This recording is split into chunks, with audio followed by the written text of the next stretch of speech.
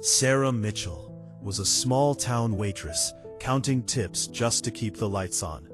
So, when she spent her last $8 on a slice of birthday cake for a lonely old man at table 7, she wasn't expecting anything back.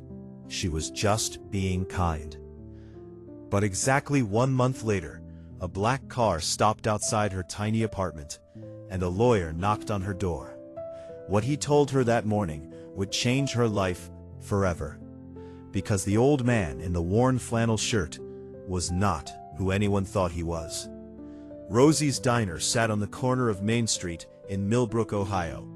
The kind of place where the coffee was cheap and everybody knew everybody. Sarah was 26, a single mom raising her 6-year-old daughter Lily. She worked double shifts, smiled through tired feet, and counted every dollar twice. One rainy Tuesday evening, the bell above the door rang, and an old man shuffled in. He looked to be in his late 70s. Thick wavy white hair, a full white beard, deep lines carved into his face, and the kindest, most tired eyes Sarah had ever seen. He wore a worn, dark olive jacket, zipped over a faded navy plaid flannel shirt, and he took the corner booth, table 7. He ordered the cheapest thing on the menu, a bowl of tomato soup and black coffee, and paid in coins, counting them carefully on the table. The manager, Rick, watched from the register and muttered, "Keep an eye on that one. Looks like he can't even pay." But Sarah just smiled at the old man and refilled his coffee for free. He came back the next Tuesday, and the next, always alone, always the same booth, always a $1 tip left neatly under the salt shaker, and the same quiet words, "Thank you, ma'am." He said it like it truly meant something. Some Tuesday nights, when the babysitter canceled, Sarah's daughter Lily would wander over and climb into the seat across from him at table 7, coloring on paper placemats. The old man would slide his jelly packets across the table to her like they were treasure, and those were the only nights Sarah ever saw him smile. One evening in late October, Sarah came to refill his cup and stopped. The old man was holding an old photograph, a woman with silver hair caught in the middle of a laugh, and next to his soup bowl sat a single, small birthday candle. "Is it someone's birthday?" Sarah asked gently. He looked embarrassed and slipped the candle into his pocket. "Mine," he said quietly. "My wife Margaret used to bake me a cake every year. Chocolate. Too much frosting." He gave a small laugh that broke halfway. "She passed 3 years ago. But old habits, they don't listen." Sarah felt her chest tighten. She walked to the counter, opened her apron pocket, and took out her tip money. $8, all she had until Friday.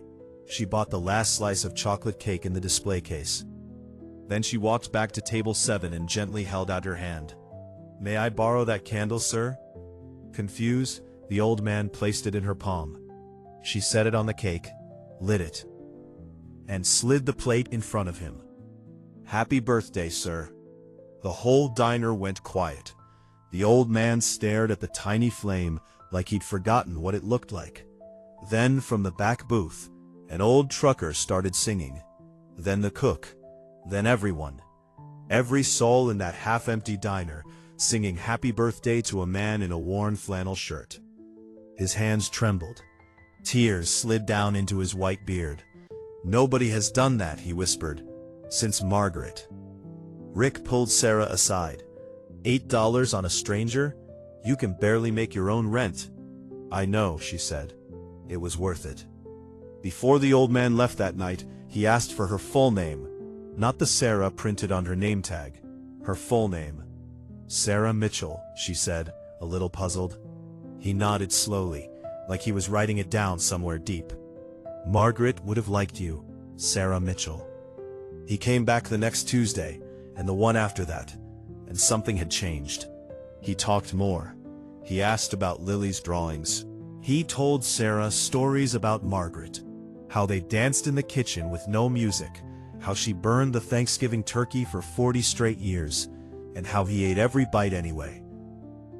On that last visit, he told her something she would never forget. Don't save your kindness for special occasions, Sarah. Spend it every day. It's the only money that comes back. Then the third Tuesday came, and table 7 sat empty.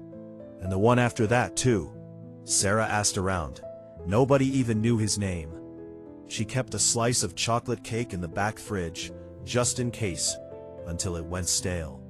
Every time the bell above the door rang, she looked up, hoping to see a white beard and a navy flannel shirt. He never came. Exactly 1 month after that birthday, a black sedan stopped outside Sarah's apartment. A man in a gray suit stepped out, holding a leather briefcase. He knocked. "Are you Sarah Mitchell, the waitress at Rosie's Diner?" Her heart dropped. "Yes. Is something wrong?" "My name is Daniel Price. I'm an attorney. I represent the estate of Mr. Frank Whitmore." Sarah blinked. "Who?" The lawyer opened a folder and showed her a photograph. White hair, white beard, kind, tired eyes. The old man from table 7. "Frank Whitmore," the lawyer said softly.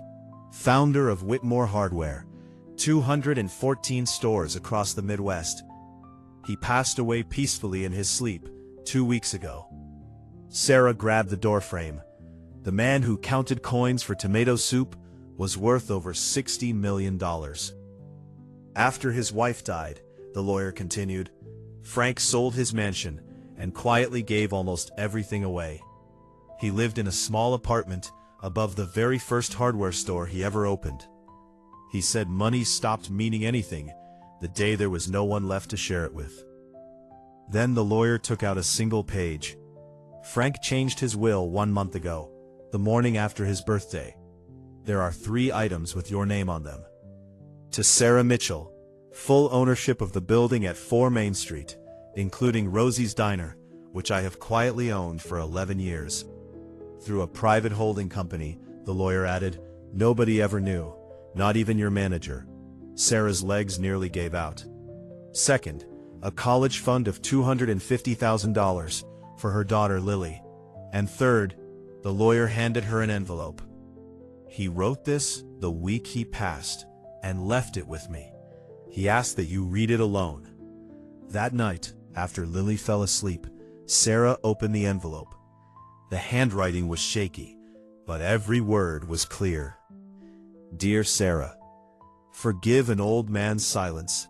For 3 years I ate alone, and the world looked straight through me.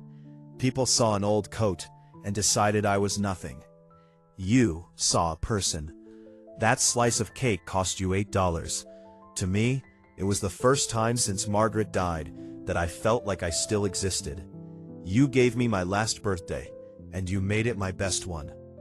This is not a reward. Kindness like yours cannot be bought. I am only doing what I told you to do, spending my kindness before it's too late. Take care of that little girl, and tell her about the old man at table 7. Frank. P.S. Chocolate. Too much frosting. Every year. Promise me. 6 months later, the diner reopened under a new name, Frank and Margaret's. Table 7 is never empty now. There's a small reserved sign, a framed photo of a smiling old man in a flannel shirt. And every single evening, 1 free slice of chocolate cake goes to anyone who is eating alone. Because Sarah learned what Frank always knew. Kindness is the only money that comes back. If this story touched your heart, type Happy Birthday Frank in the comments. Share this video with someone you love, because you never know who's eating alone tonight. And subscribe. Table 7 is always open for you.